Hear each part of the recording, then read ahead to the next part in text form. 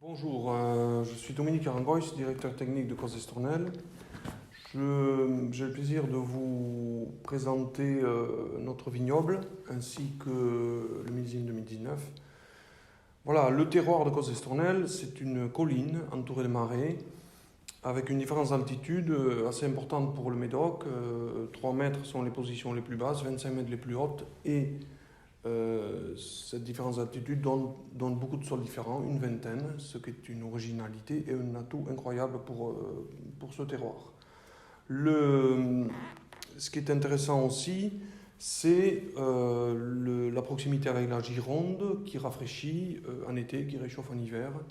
Le vignoble de Cos Blanc, c'est un vignoble situé dans le nord du Médoc, donc c'est le vignoble de Blanc le plus au nord de Bordeaux. Il est intéressant par sa proximité avec la Gironde, qui là-bas a encore plus de poids, puisque la Gironde fait 13 km de large, et a un effet rafraîchissant encore plus important en été, ce qui est fondamental pour le Sauvignon blanc, pour ses arômes et son équilibre. C'est aussi un terroir médocain, c'est l'archétype du terroir médocain, avec une colline de cailloux, c'est même une ancienne île entourée de marais.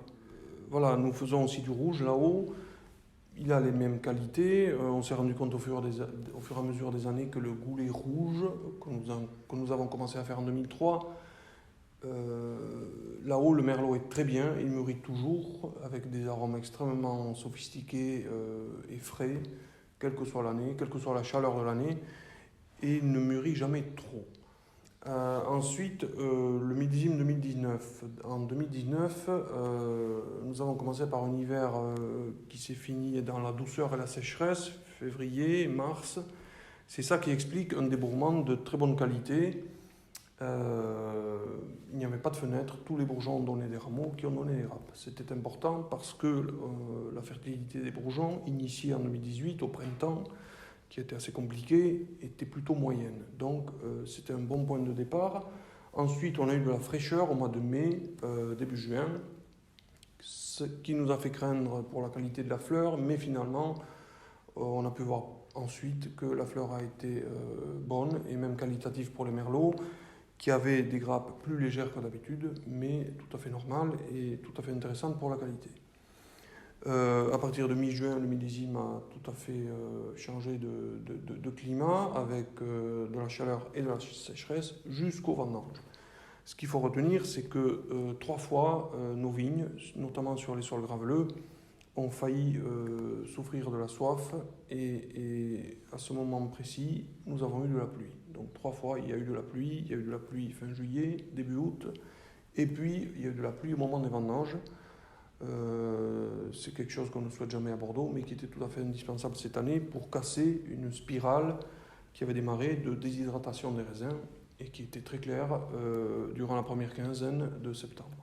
Ensuite, le travail du sol aussi, on a essayé d'anticiper ce scénario climatique en travaillant le sol très tôt, régulièrement, pour garder l'eau. Le travail du sol permet de mieux capter l'eau de pluie et de diminuer l'évaporation. Les effeuillages aussi ont été pratiqués particulièrement tôt, de façon très douce, pour que les raisins qu'on met au soleil le soient tôt afin qu'ils s'habituent. Les vins 2019, les rouges sont des vins extrêmement complets. Ce qui est intéressant, les raisins, quand on les a goûtés mi-septembre, ils avaient déjà le goût du vin, ils avaient déjà une sophistication tout à fait exceptionnelle et précoce. Donc les vins ont déjà ça aussi. Il y a une espèce de troisième dimension que d'habitude on retrouve un peu plus tard en bouteille, qui est déjà là. Et on reconnaît très tôt les caractères d'un grand Cos. Les blancs sont des vins extrêmement riches.